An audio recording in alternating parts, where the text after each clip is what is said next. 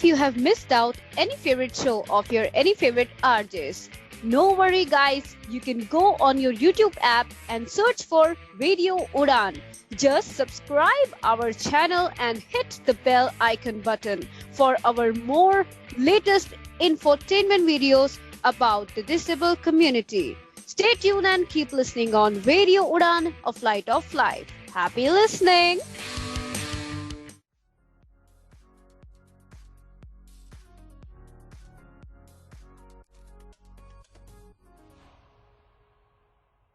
Hello and a very warm welcome to all the book lovers out there. जी हाँ, this is your favorite bookworm Vikas here presenting to you Book World.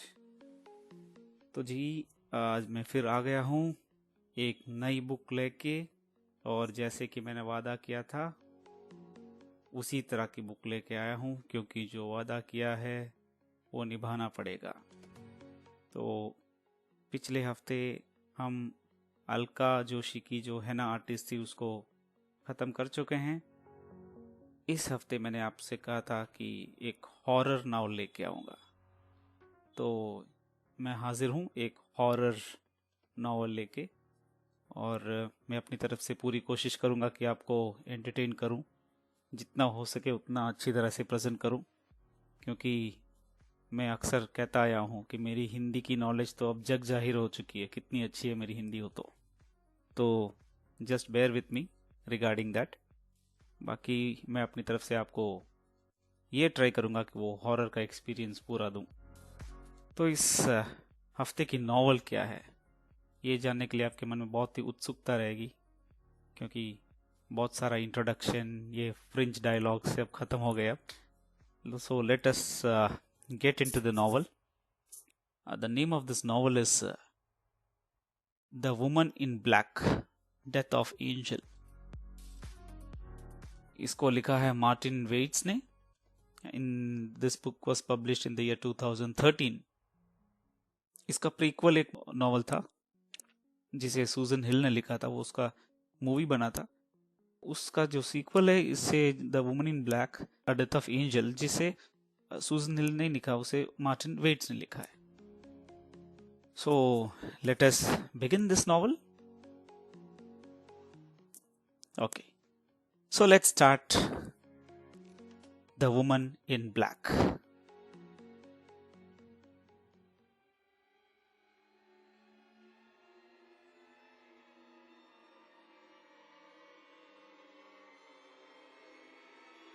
The Eel Marsh House.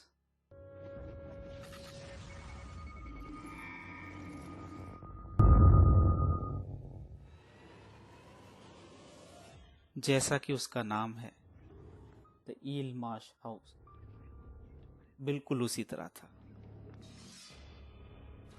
वो घर Marsh यानी दलदल या कीचड़ से घिरा हुआ था।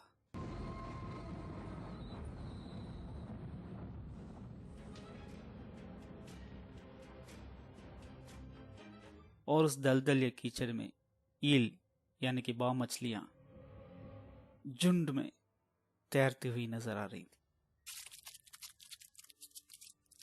कई दशक से उस घर में कोई नहीं रहता था।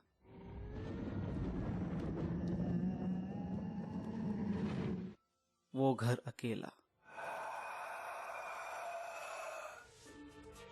उसका एक ही साथी, उसके इर्द गिर्द वाला वो कीचड़।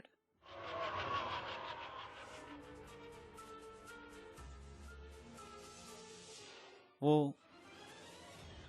क्रिसन ग्रिफिथ गांव से बहुत ही जुड़ा हुआ, मगर फिर भी अकेला, क्योंकि उस घर में कोई बसता नहीं था।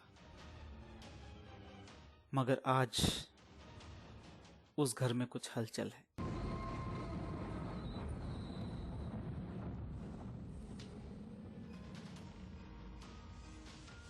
उस घर के पास वाले बगीचे में जो घास है उसे काटी जा रही।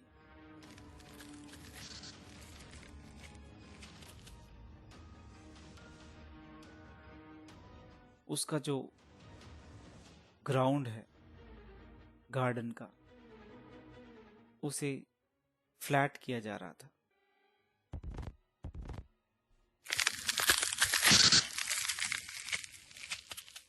बाहर से लोहे के पलंग काफी मात्रा में लाए जा रहे थे, जैसे कि कोई मिलिट्री कैंप बनाने वाला हो या फिर हॉस्पिटल का वार्ड बनाने वाला। उस घर में सफाई की जा रही थी।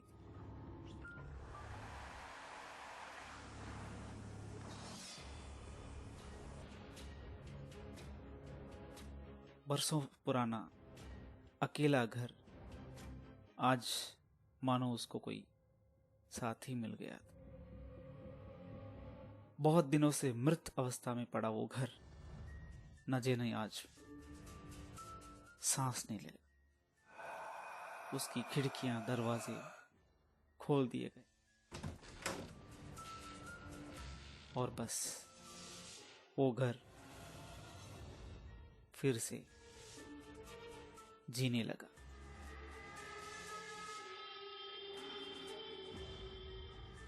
शायद कोई आने वाला है।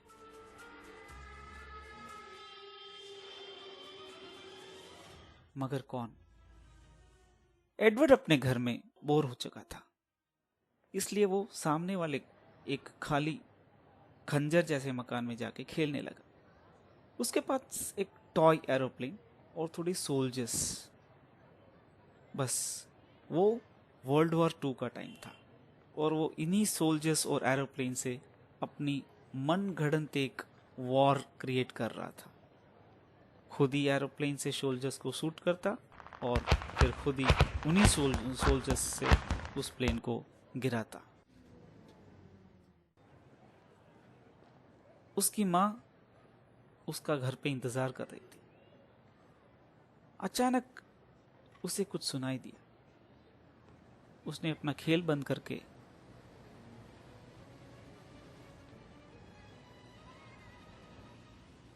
बहुत ही गौर से सुनने की कोशिश की और तब उसे लगा कि ऊपर एरोप्लेन्स आ रहे हैं। चूंकि वो वर्ल्ड वॉर 2 का टाइम था, एयर रेड्स बहुत कॉमन थी लंदन में। लोग रातों को रेलवे स्टेशंस या और कोई भी अंडरग्राउंड फैसिलिटीज में जाके रात गुजारते थे, ताकि जर्मन प्लेन्स जब बॉम्ब गिराए तो कोई जान का नुकसान ना हो। तो उसी तरह की एक एयर रेड का अंदेशा एडवर्ड को होने लगा और तभी नीचे से उसकी माँ, एडवर्ड अभी नीचे आओ। एडवर्ड जाके देखा, टूटा हुआ एक कार्च था और नीचे उसकी माँ अपने रोज वाले वो काले कोट में उसे बहुत ही गुस्से से इशारा करके बहुत ही अर्जेंसी से बुला रही थी। तो एडवर्ड ने उसकी माँ की तरफ देखा और स्माइल करके बोला, अभी आ रहा हूं माँ। बस वो उतरने ही वाला था कि अचानक वो नीचे गिर गया। मानो किसी ने उसे बहुत जोर से धक्का दिया हो या कोई बहुत जोर का झटका लगा हो। और थोड़ी देर बाद जब उसकी आंख खुली तो वहीं पे था। बस उसके हाथों में थोड़ा खून आ रहा था। उसके चारों ओर कांच बिखरे पड़े थे। उसके खिलौना का कोई पता नहीं था। जब वो खिड़की से अपनी मां को देखने के लिए गया तो देखा कि खिड़की के सामने वाला उसका घर अब घर नहीं रहा। वो एक मलबे में तब्दील हो चुका था। उसकी मां कहीं भी दिखाई नहीं दे रही थी। हाँ, मगर उस मलबे से एक काला कोट का स्लीव, हाथ की जो स्लीव होती है, वो स्लीव सिर्फ दिखाई दे रही थी। एडवर्ड बहुत छोटा था, मगर उतना भी छोटा नहीं कि वो समझ ना पाए कि क्या हुआ। उसने अपनी मां को हमेशा हमेशा के लिए खो दिया। उस बॉम्ब रेड, जो एयर रेड जर्मन्स ने की, उसमें एडवर्ड का घर पूरी तरह से ध्वस्त हो चुका था और उसकी मां हमेशा हमेशा के लिए उस बम्बार्डिंग में मारी जा चुकी थी। ईव पार्किंस। ईव रोज की तरह आज भी रात को लंदन के ट्यूब स्टेशंस, किसी भी एक ट्यूब स्टेशन में अपनी रात गुजारने के लिए गई थी। पिछले 8, 10, 12 दिनों से यही रेलवे स्टेशन से तो उसका बसेरा है। रात को जब बॉम्ब्स गिरते हैं सिटी पे तो सारे लोग यहीं आते हैं या फिर कोई अंडरग्राउंड फैसिलिटीज में चले जाते हैं। यार, रेलवे स्टेशंस भी अंडरग्राउंड ही हैं, मगर दूसरी अंडरग्राउंड फैसिलिटीज भी होती है जहां सरकार लोगों को एक सेफ अकोमोडेशन देने की कोशिश करती है।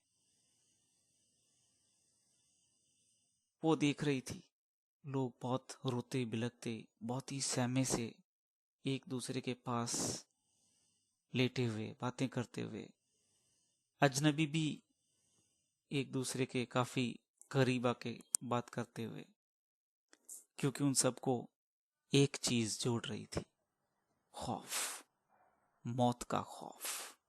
कोई भी मरना नहीं चाहता और उस दुखद घड़ी में, उस मौत की डरावनी घड़ी में, क्या अपना क्या अजनबी, सब एक। ईव भी वहां पे बैठी थी, सोने की कोशिश की मगर नींद नहीं आई। मगर दूसरों की तरह वो डरी सहमी नहीं थी। हालांकि वो वहां पे छोटे छोटे बच्चे थे, कुछ डरे हुए, कुछ बिल्कुल परिस्थितियों से अनजान, नादान। तो जो भी डरे हुए बच्चे थे उनके पास ही जाती, उनका दिल बहलाती, उनको एक कंफर्टिंग सपोर्ट देती। मगर आज रात उसकी लास्ट रात थी लंदन, क्योंकि अगले दिन उसे जाना था। अगले दिन फटाफट अपना सामान सब बांध के ईव निकल पड़ी। रेलवे स्टेशन जब वो पहुंची तो उसने देखा कि रेलवे स्टेशन खचाखच भरा हुआ था। वहां पे बहुत सारे पेरेंट्स, रिलेटिव्स अपने अपने परिजनों को आखिरी विदाई देते हुए, कुछ रोते हुए, कुछ मुस्कुराते हुए। ईव सबको देखते देखते फाइनली वो पहुंची गई जहां पे उसे पहुंचना था। वहां उसकी हेडमिस्ट्रेस मिसेस जीन हॉक्स बच्चों के साथ खड़ी थी। जब ईव जाके गुड मॉर्निंग हेडमिस्ट्रेस बोली तो जीन ने सर उठा के देखा और बिल्कुल ही बिना मुस्कुराए, तुम आज भी लेट हो, ये कह के मुंह मोड़ लिया। ईव को आदत पड़ चुकी थी, क्योंकि जेन ऐसी ही थी। जेन कभी मुस्कुरा के, हंसी मजाक करके बात नहीं करती थी। वो एकदम स्ट्रिक्ट, रैम रॉड स्ट्रेट और बहुत ही सख्त थी। डिसिप्लिन उनकी लाइफ का एक ही मंत्र था। तो वहां पे सारे बच्चे खड़े हुए थे, सिर्फ एडवर्ड का आना बाकी था। सब लोग एडवर्ड के लिए वेट कर रहे थे और थोड़ी ही देर में एडवर्ड आया। मगर उससे पहले ही ईव को पता चला कि एडवर्ड क्यों लेट है। उसे ये पता चला कि एडवर्ड ने अपनी माँ को खो दिया है और कोई पड़ोसी उसको यहाँ पे लेके आ रहा है। दरअसल ये विश्व युद्ध 2 का टाइम था और लोग नहीं चाहते थे कि उनके बच्चे या उनके रिश्तेदार वो लंदन में रहे, if it is not very important. जिसको रहना ही है, जरूरी है, वो बात अलग है। मगर जिसका रहना वहां पे जरूरी नहीं है, उसका लंदन में रहना मुनासिब नहीं था। और वो लोग भी समझते थे। इसीलिए जेन और ईव पार्किंस जिस स्कूल में पढ़ाते थे, उस स्कूल के बच्चे सब एक गांव जा रहे थे लंदन छोड़ के। उन सारे बच्चों के अभिभावक उन्हें छोड़ने आए और बस यही कामना कर रहे थे कि जब ये युद्ध खत्म हो तब वो फिर से अपने बच्चों से मिल पाए।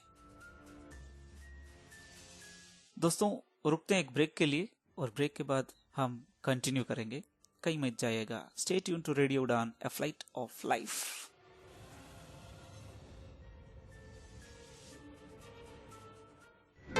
Hi, this is Sunil Kamath, and you're listening to Radio Udan.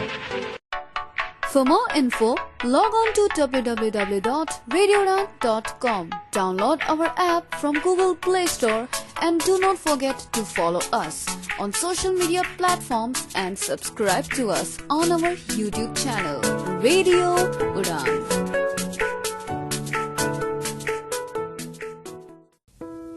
क्या आपको भी हो रही है लॉकडाउन सीजन में अपनी जरूरत की चीजें मंगवाने में परेशानी?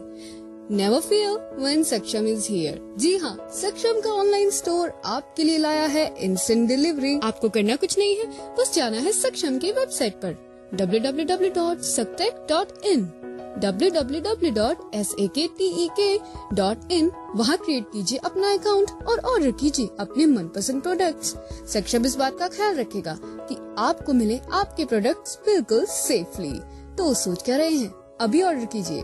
Happy shopping, stay home, stay safe.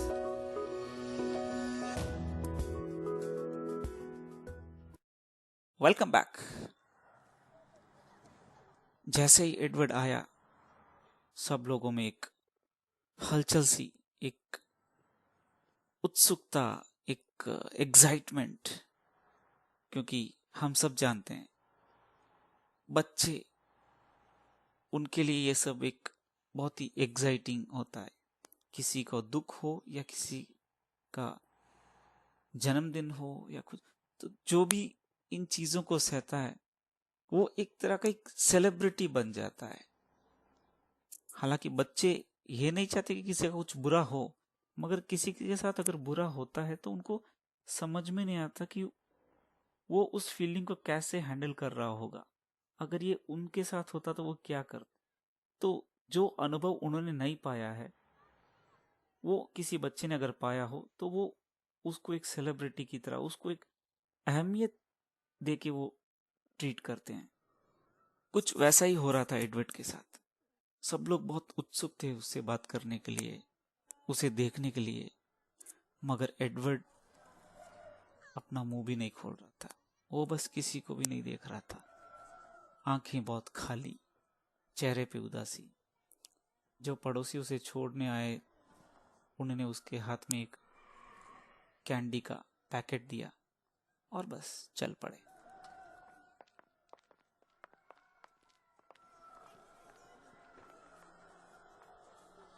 Train आई और ट्रेन में ये सब लोग बैठ चुके थे।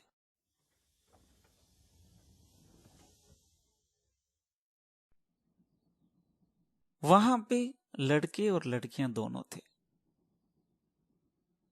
लड़के 4, सबसे बड़ा टॉम, वो एक डोमिनेटिंग किस्म का एक लड़का। किसी को तंग करना हो, अगर किसी को कोई तंग कर रहा है उस ग्रुप में, तो वो टॉम ही होगा, उस तरह का। फिर वहां पे था एल्फी। एल्फी को रॉयल एयरफोर्स के बारे में बहुत दिलचस्पी, और वो पिछले कुछ सालों से इस बात का बहुत घमंड करता था कि वो आवाज से एक एरोप्लेन पहचान पाएगा। हालांकि वो वॉर टाइम था, तो अब तो सब लोग आवाज से पहचान पा रहे थे कि कौन सा वॉर एरोप्लेन है और कौन सा नहीं है। तो एल्फी की वो जो काबिलियत थी वो अब सब लोगों के पास आ चुकी। और फिर जेम्स, जो एडवर्ड का बहुत ही क्लोज फ्रेंड है, और एडवर्ड, और वहां पे कुछ लड़कियां थी। उनमें बॉस थी जॉयस, और जॉयस की एक साइड किक चमचागिरी करती थी हमेशा उसकी रूबी। और फिर वहां पे थी फ्लोरा। फ्लोरा को एडवर्ड के ऊपर एक छोटा सा क्रश। ये सब अभी टीनेजर्स नहीं थे, टीनेजर्स होने के कगार पे थे, तो छोटा सा एक क्रश। और आज थोड़ा थोड़ा ज्यादा ही केयर या काइंडनेस जैसी फीलिंग उसके चेहरे से झलक रही। और इन सबसे छोटा एक बच्चा, वो था फ्लोरा का एक छोटा सा भाई फ्रेजर। तो बच्चों ने अपने आप को ग्रुप्स में डिवाइड कर लिया था, सारे लड़के एक तरफ, सारी लड़कियां एक तरफ। तो ईव लड़कों के साथ बैठ गई और जेन लड़कियों के साथ। और वो ट्रैवल कर ही रहे थे कि थोड़ी देर के बाद देखा तो एक आदमी, एक इंसान बात कर रहे थे। शायद तुमने बहुत ही जल्दी बच्चे पैदा करना शुरू कर दिए। ईव डर गई, सर उठा के देखा तो एक बहुत ही हैंडसम सा यंग आदमी, यंग मैन उसके सामने बैठा हुआ। उसने बोला, जी नहीं, ये बच्चे। तो ईव ने बोला, ये बच्चे मेरे नहीं है। तो क्या तुम इन्हें किडनैप कर रही हो? तो ईव ने कहा, नहीं, ये युद्ध का टाइम है, इसलिए इनके पेरेंट्स नहीं चाहते कि ये लोग लंदन में रहें, इसलिए हम इन्हें एक छोटे कोई गांव लेके जा रहे हैं। क्या मैं पूछ सकता हूं तुम लोग कौन से गांव जा रहे हो? क्रिसन के फ्रेट। अच्छा, मैं भी वहीं जा रहा हूं। ऐसे दोनों बात करने लगे। ईव को लगा कि वो आदमी कुछ ज्यादा ही पूछताछ कर रहा है, मगर वो अच्छा था, वो हैंडसम था, उसकी स्माइल में वो सच्चाई झलक रही थी। तो ईव ने पूछा, क्यों, तुम्हारे पेरेंट्स ने भी तुम्हें डर के उस गांव भेज रहे हैं? वो भी? वो हंस के बोला, जी नहीं, दरअसल मैं पायलट हूं। पायलट का छोटे से विलेज में क्या काम? नहीं, मैं वॉर पायलट हूं, एयरफोर्स में काम करता हूं और वहां की एयरफील्ड मुझे जाना है। तो जैसे तैसे करके उनका ट्रेन का जो सफर था वो खत्म हुआ और एडवर्ड बिल्कुल किसी से बात नहीं कर रहा था। बस उसका एक ही सहारा थी ईव, और वो ईव को छोड़ने के लिए तैयार नहीं था। हमेशा उसके साथ चिपका हुआ, उसी का हाथ पकड़ के चलना, उसी के साथ बैठना, ऐसा ही कर रहा था। दोस्तों, बहुत ही इंटेंस स्टोरी होने वाली है, तो उससे पहले हम एक गाना सुन लेते हैं और उसके बाद हम वापस स्टार्ट करेंगे कि जब ये वहां पे पहुंचते हैं तो फिर क्या होता है। तो don't go, just let's take a small musical break and we'll meet on the other side of the musical break. Stay tuned to Radio Udan, a flight of life.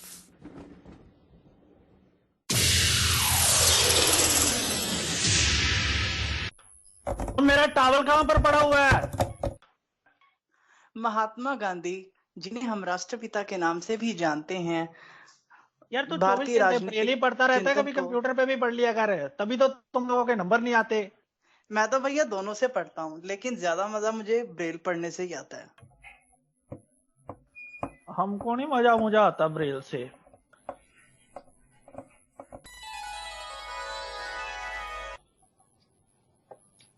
अभी एग्जाम देने जाना है, तो मैं फटाफट से एक बार एक लुक ले लेता हूँ।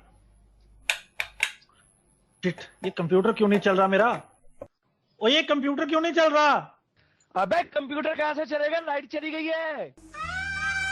उफ, अब मैं कैसे पढ़ूं? काश आपने समय पर ब्रेल सीख ली होती तो आज इतनी परेशानियों का सामना न करना पड़ता।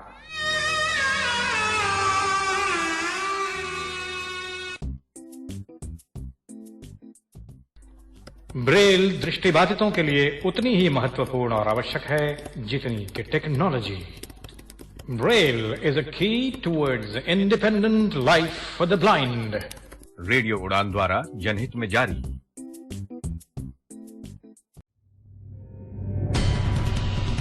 हिंदुस्तान का है स्वर्णिम इतिहास, इसमें ऐतिहासिक इमारतें हैं बहुत खास। बने हैं किले एक बहुमूल्य हार, जानना चाहे मन इन्हें बारंबार।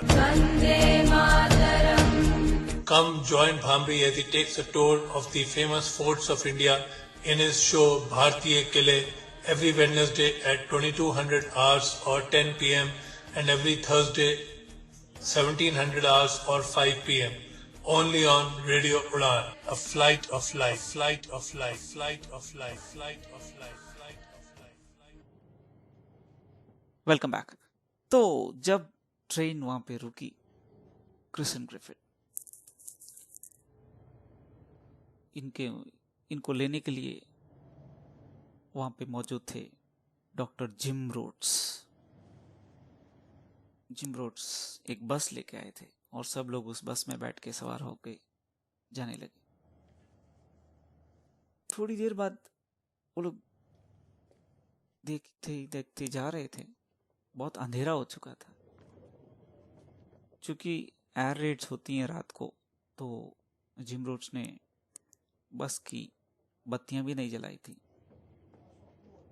और अचानक थोड़ी देर के बाद गाड़ी धड़धड़ा के रुक गई। बच्चे काफी डर गए। तो जिम ने बोला कि टायर फट गया। तो सब लोग नीचे उतर गए।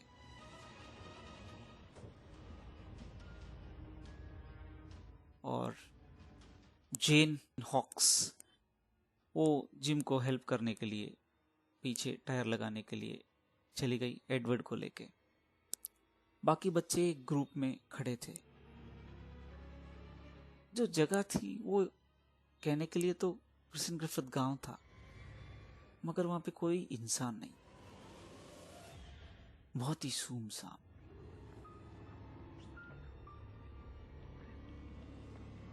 कोई बत्ती नहीं, कोई पक्षी जानवर की आवाज नहीं, इंसानों का बसेरा नहीं। जिम ने कहा कि वो युद्ध की वजह से लोग सिटी और दूसरी जगह चले गए और काम ढूंढने के लिए, नौकरी के लिए चले गए, इसलिए गांव खाली हो गया। मगर वो वैसा खालीपन नहीं था। वो खालीपन अलग था। वो गांव, वो जगह दुखी थी, डरी हुई, सहमी हुई थी। ये थोड़ी देर बच्चों के पास खड़ी रही, मगर अचानक उसको कोई आवाज सुनाई दी, जैसा कि कोई कुछ गा रहा हो। क्या आवाज है? बच्चों को इकट्ठा रहने के लिए बोल के वो थोड़ी दूर जाके देखना चाह रही। तो जिस दिशा से आवाज आ रही थी उस दिशा में वो जाने लगी। जैसे जैसे वो जाने लगी वैसे वैसे उस गाने की आवाज जोर से सुनाई देने लगी। कौन गा रहा हो इस अंधेरे में, इस अकेली जगह पे? थोड़ी देर के बाद उसे लगा कि ये गाना तो कुछ बच्चे गा रहे हैं। जैसे एक चर्च में क्वायर होता है, मंदिर में सब लोग मिलके भजन गाते हैं, वैसे एक सुर में बहुत ही डिसिप्लिन के साथ गाना गा रहे। वहां दूर उसको एक टूटा हुआ सा घर दिखाई देने लगा। उस पे लिखा हुआ था होरेशियो जेरेमी MCQC। कोई लॉयर का घर लग रहा है, मगर घर बंद। खिड़कियां टूटी हुई, आवाज मगर वहीं से आ रही थी। उसने और थोड़ा गौर से सुनने की कोशिश की तो उसे वर्ड्स भी बराबर सुनाई दे रहे थे। Janet Humphrey lost her baby, died on Sunday, seen on Monday. Who'll die next? It must be you. Eve दिल थाम के खड़ी हो गई। ये क्या गाना है? ये क्या? कौन? कहां से गा रहा है? वो अचानक देखी तो उसको, जब उसने देखा सर उठा के, तो उस घर की खिड़की के अंदर कोई खड़ा हुआ था। कोई बहुत ही बूढ़ा इंसान, मानो बाहर आने के लिए स्ट्रगल कर रहा है। तो उसने पूछ लिया, हेलो, कोई है अंदर? कोई आवाज नहीं। खिड़की को जाके उसने नॉक किया, टक टक टक टक। कोई है? चली जाओ,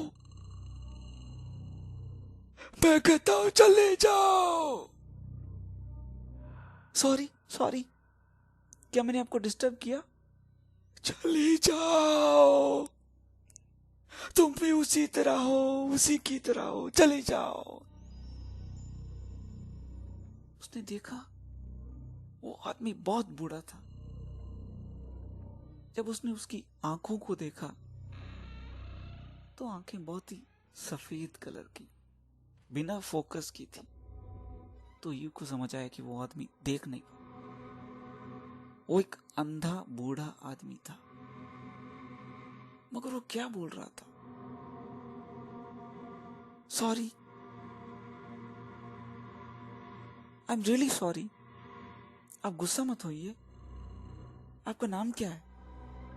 चले जाओ, फिर से शुरू हो जाएगा सब कुछ, तुम चले जाओ।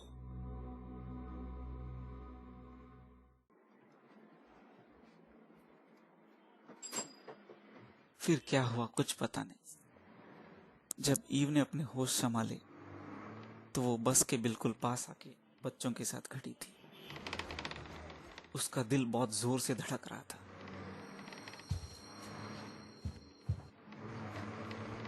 सांसें फूल रही। तब उसने ये रियलाइज किया कि वो बहुत जोर से वहां से दौड़ के यहाँ वापस आई। तब तक बस ठीक हो चुकी थी और सारे बच्चे अंदर बैठ चुके थे। ईव को समझ में नहीं आ रहा था कि क्या हो रहा है, मगर जैसे तैसे अपने आप को संभाल के वो भी बस के अंदर जाके बैठ गई। बस एक बहुत ही संकड़ी सी छोटी सी रोड से जा रही थी और लोगों को डर लग रहा था कि अब बस में खाई में गिरेगी, अब बस कीचड़ में गिरेगी। बस बहुत ही डेंजरस वो रास्ता था, मगर फिर भी बत्ती नहीं जला सकते थे क्योंकि वो वॉर का टाइम। जैसे तैसे करके वो ईल मार्श हाउस पहुंच गए। जी हाँ, जहां उनको जाना था वो जगह ईल मार्श हाउस था। दोस्तों, रुकते हैं एक छोटे से ब्रेक के लिए।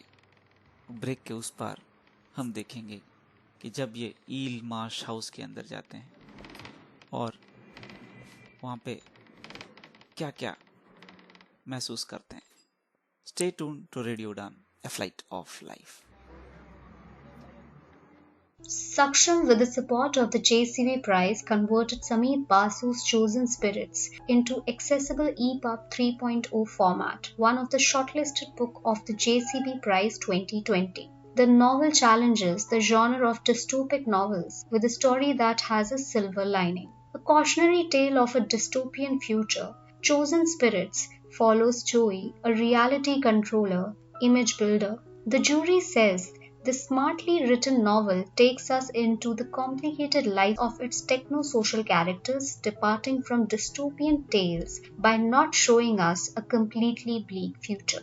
The novel is strong on character development and has a fascinating plot. Chosen Spirits is now available on Sugame Pustakalaya for download. To read this interesting book, log on to library.daisyindia.org.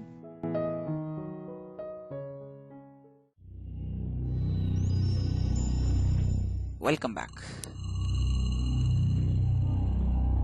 जब एक एक करके सब लोग उतरने लगे तो headmistress hawks ने पाया कि वो पूरी जगह दलदल से घिरी हुई थी और उसके चारों तरफ बार्ब्ड फेंस यानी कांटेदार बाट बनी हुई थी। उनको समझ में नहीं आ रहा था कि ये बाड़ बाहर वालों को अंदर रखने के लिए थी या जो अंदर जा रहे हैं उनको बाहर ना जाने के लिए रखी गई थी।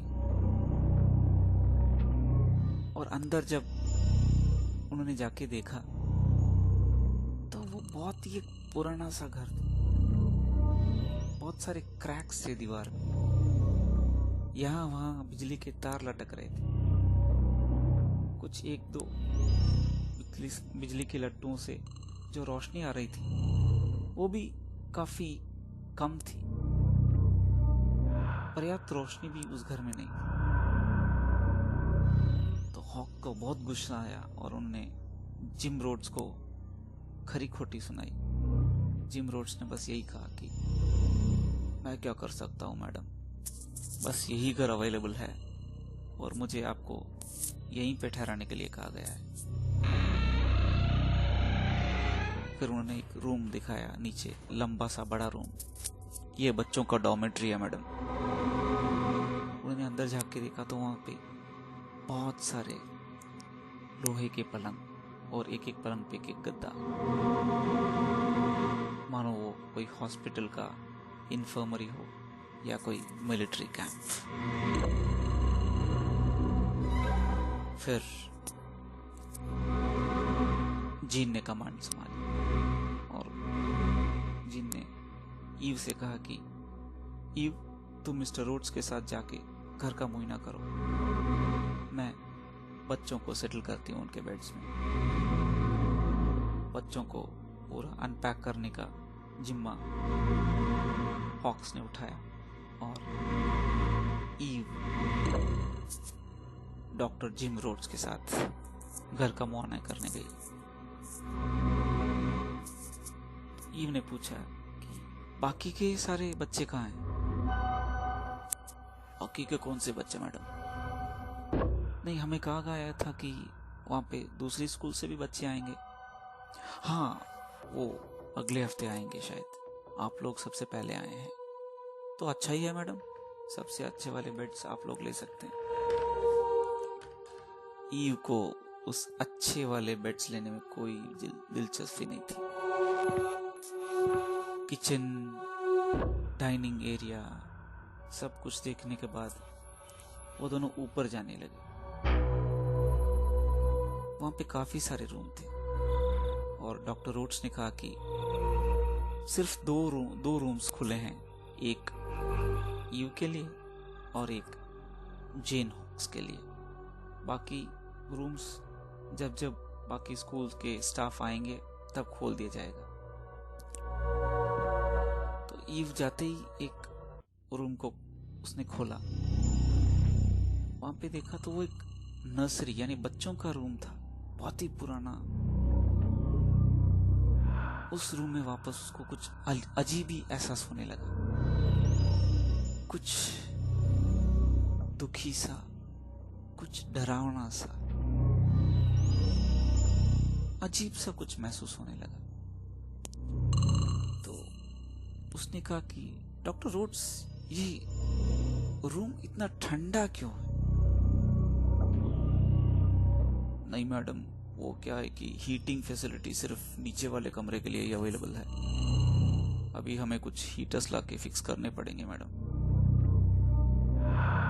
मैं उसकी बात नहीं कर रही, ये कुछ अजीब सा ठंडा है।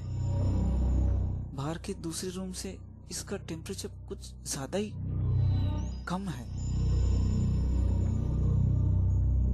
रोड्स को ज्यादा इंटरेस्ट नहीं था इस बात, मगर उनको ये लग रहा था कि ये सारे कमरे तो बंद करके रखे थे, फिर ये खुले कैसे?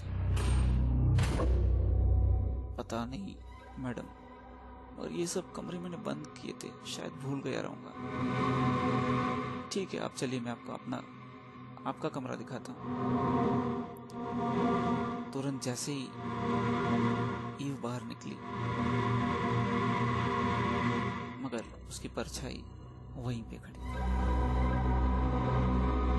उसको देख रही थी, उसकी पीठ को देख रही थी, उसके दूर जाते हुए कदमों को देख रही।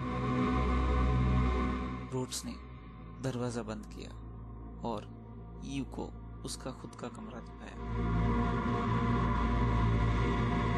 ये सब दिखाने के बाद जब नीचे ईव और रोड्स दोनों आए तो उसने कहा कि मैडम, ये जगह बहुत बड़ी है,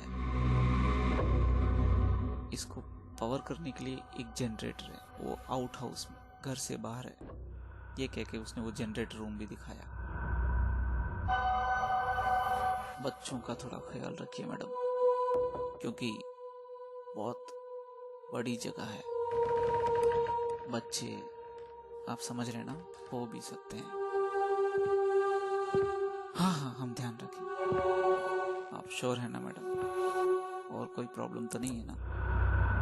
नहीं, कोई प्रॉब्लम नहीं मिस्टर डॉक्टर रोड्स, हम लोग संभाल लेंगे। ये क्या के डॉक्टर रोड्स चले गए। उसके बाद सारे घर को अरेंज करके, थोड़ी सफाई करके सब लोग सोने चले गए। एडवर्ड अभी भी बहुत दुखी था। ईव ने सबको गुड नाइट बोल के सब चादर में कवर करके बस लास्ट में एडवर्ड के पास जाके उसे थोड़ा हौसला दे दिया।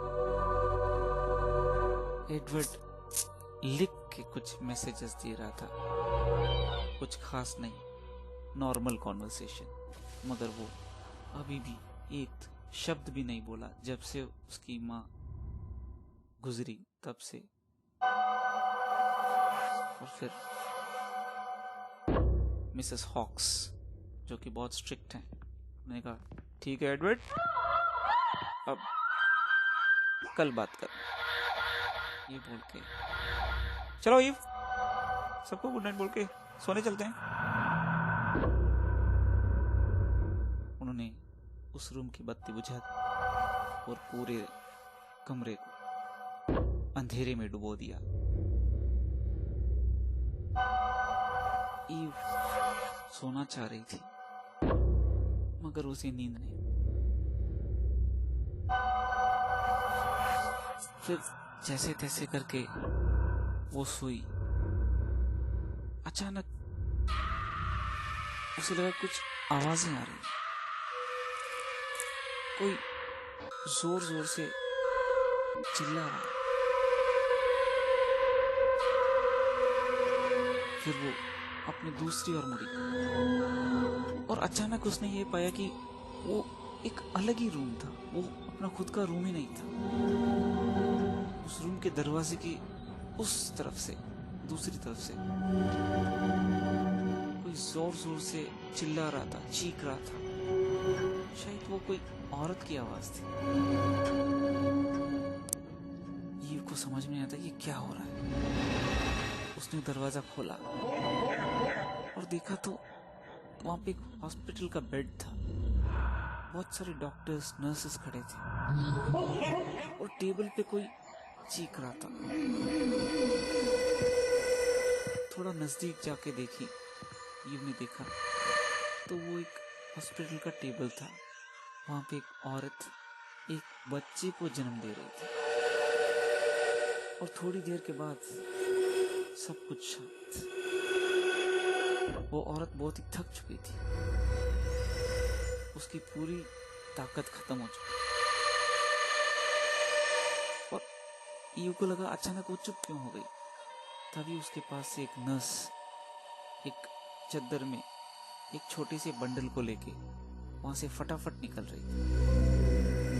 और जो माँ जन्म दिया उसने, वो जोर जोर से चीख रही थी, मत ले जाओ, मेरे बच्चे को मत ले जाओ, मुझे देखने दो। मगर किसी को उससे कोई फर्क नहीं पड़ता।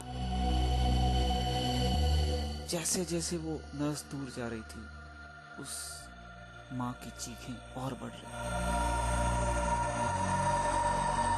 ईव डर के वापस मुड़ के जाना चाहती थी, और तभी उसने फटाफट उठ के अपने माथे से पसीना पहुंचा, और उसे लगा कि वो सब सपना था जो हॉस्पिटल वाला।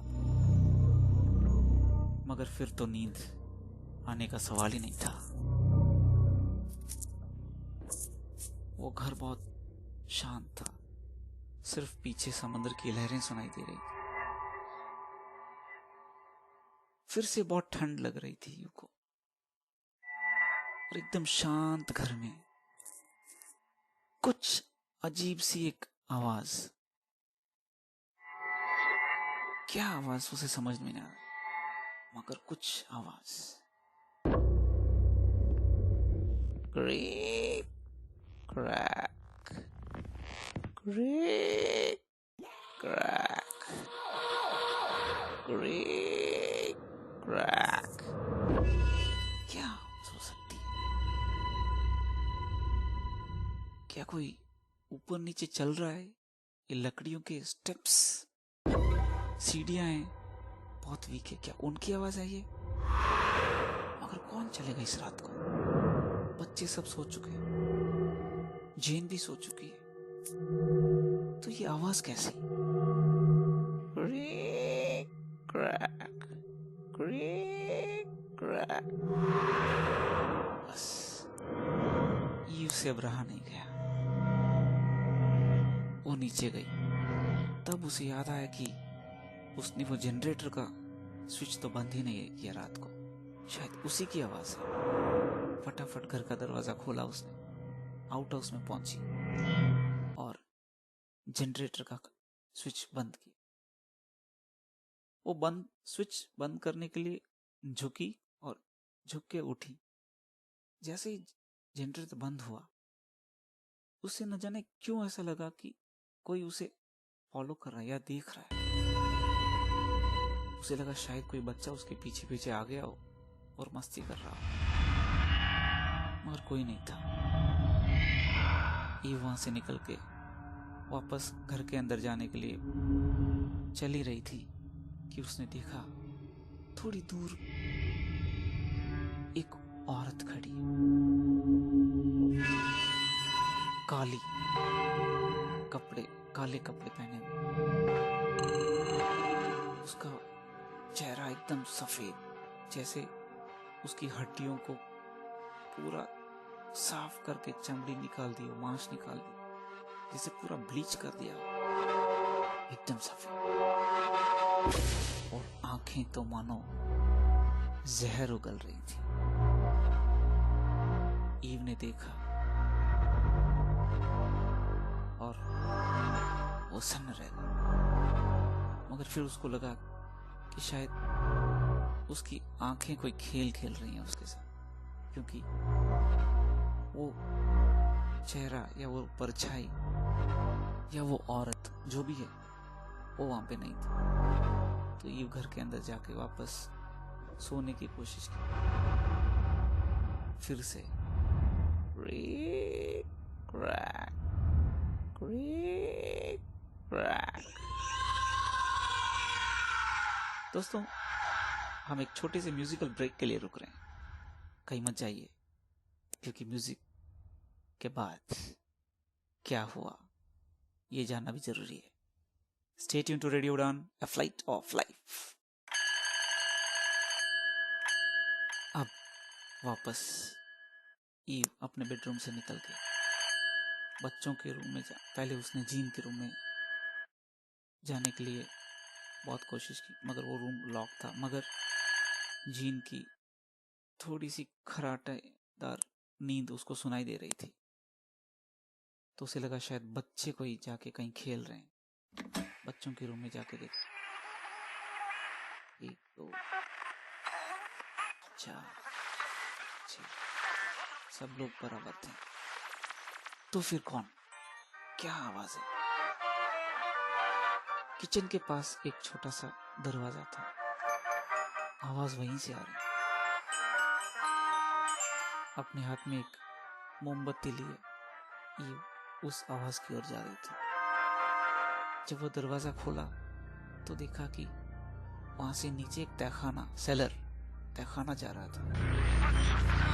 तो वो रास्ता उस तहखाने का था, वहीं से आवाज। हाँ, कोई शक नहीं था, आवाज वहीं से आ रही। Creek crack, creek crack. ये क्या आवाज है? उस तहखाने का दरवाजा थोड़ा सा खुला था, कहीं वो तो हवा से आवाज नहीं कर रहा है। मगर नहीं, आवाज उस दरवाजे के भी भीतर से आ रही। अब अगर उतरी तो वापस नहीं जा पाएगी। वो ईव को भी पता था। उसने जोर से बुलाया, कोई है? डॉक्टर रोड्स, क्या आप हैं वहां पे? कोई आवाज नहीं। ईव उतर के वो एक तहखाना था, बहुत ही पुराना। वहां पे गीलेपन की बदबू आ रही थी। जाने कोई बहुत सारे जीव जंतु, चूहे, छिपकलियां जैसे कोई मरे पड़े हैं वैसी स्मेल आ रही थी। दीवारें बहुत ही गीली गीली सी लग रही थी। हवा में एक अजीब सी नमी थी, अजीब सी गंध थी। उसके हाथ में एक मोमबत्ती लिए ईव उस आवाज को फॉलो करते हुए चली जा रही। अचानक जब बहुत सारी कार्टून्स देखे,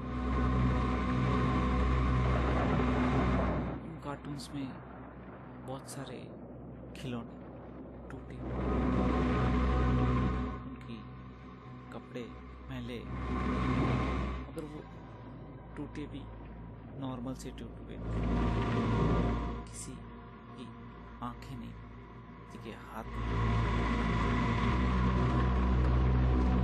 वो देखने के लिए बहुत डरावना। उसके बाद वहां पे ग्रामोफोन था। उस मशीन के पास में ही वो सिलेंडर था जो कैसेट बोलता था। वैसा ईव ने उसको कनेक्ट किया, सिलेंडर को फिक्स किया और प्ले करने के लिए, मगर कुछ नहीं। अचानक उसके पैर पे कोई टच, कुछ स्पर्श समझ नहीं पाया और मुड़ के देखा तो एक रॉकिंग चेयर अपने आप और वही